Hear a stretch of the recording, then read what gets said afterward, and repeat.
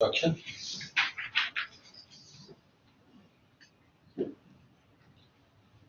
How to proceed with Inspire towards and after 2021. We are approaching the landing zone of Inspire. 2 years to go, 2 years remaining. What is beyond our present horizon?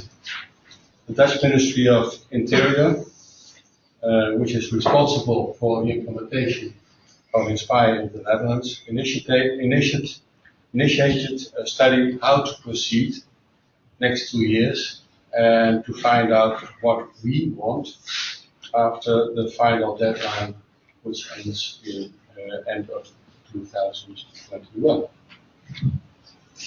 What is going on? We noticed that the present growth of data content is slow. And perhaps in relation to that, there's now hardly any use of data of Inspire. We don't notice it. And however the Europe institutions express a need for data, there are no signs for us that they are effectively using that data. And really disappointing is that we have all the obligations, but the European institutions have not.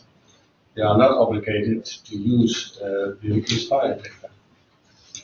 The European Commission is trying hard to make policy based on pan-European data sets and pressing the member states to complete the job. But we see no clear position on their future plans.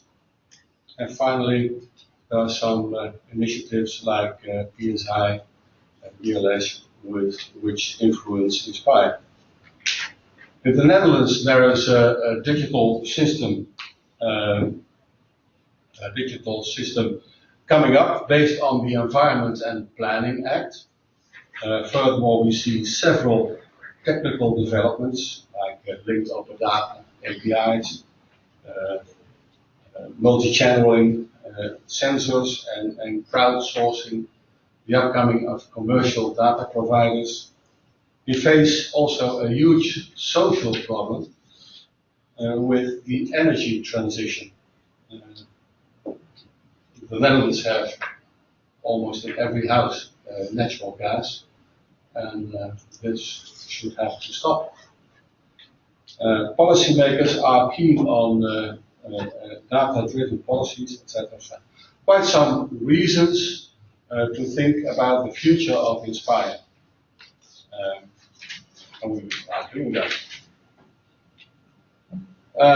Now, how to investigate the future, which is yet to come. First of all, we have organized interviews with our stakeholders and developed scenarios, we are developing scenarios, I should say.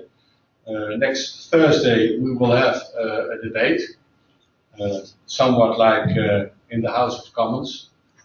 Will not be so hectic as the Brexit, but we hope that it will be a nice discussion. And it will result in a discussion with principal stakeholders about the scenario to be chosen and the route to be taken. We will present our findings to our National Geo-Information Council, and this will report it to the Ministry. And finally, we will have a discussion in Europe, we hope. Now we see two main variables, supply and demand. You can also say cost and benefits, but supply and demand is more easier.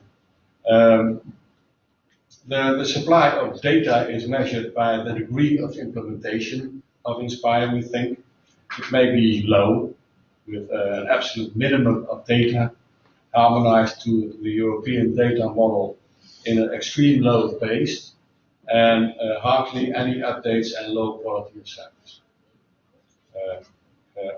Or it might be high, and that's the opposite of it. Demand of data, you could measure it by the use of Inspire through WMS and WFS. Being low, it goes down to nothing, and being high, it would be nice to know who is using that data. It would be nice to know the users. There's a somewhat relationship between those variables. If you don't publish any data, you can't get any demands for the data. Now, combining these two these two variables, you end up with 4 scenarios: low, low, low, high, low, and high, high. And we gave them a picture. We think we are now in the phase of low implementation and low demand. And that phase is Scrooge.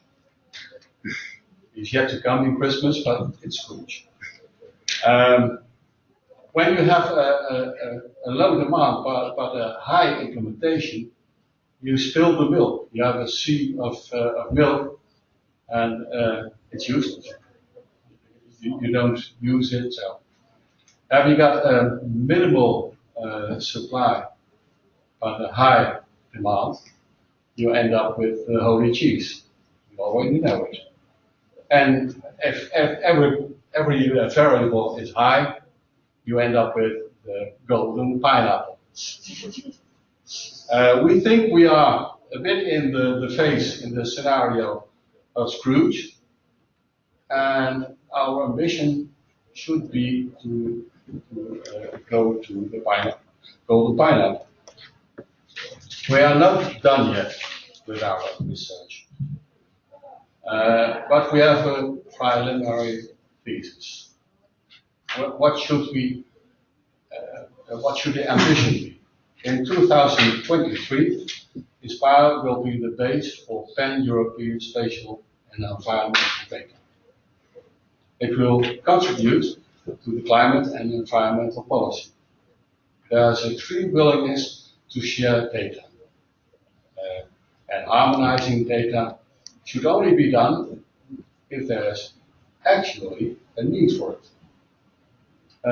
What we can do national, because it's only a national service, we should do national. But if there is a cross-border demand for data, we should do it Europeanized. Until that moment, we should concentrate on the needs of Europe, European institutions, and finish Annex 1, 2, and 3. It would be nice to have some showcases, I mentioned it before, and to do some window dressing with it. Now, what is to be expected? We must finish the research first. We have the interviews to finish.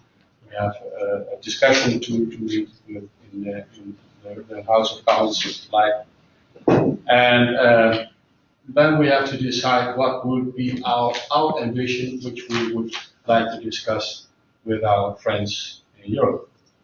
We will would like to prefer to do this with our friends. I wouldn't appreciate questions, but you can send me home with some remarks, which I will bring into the study. The mic is on.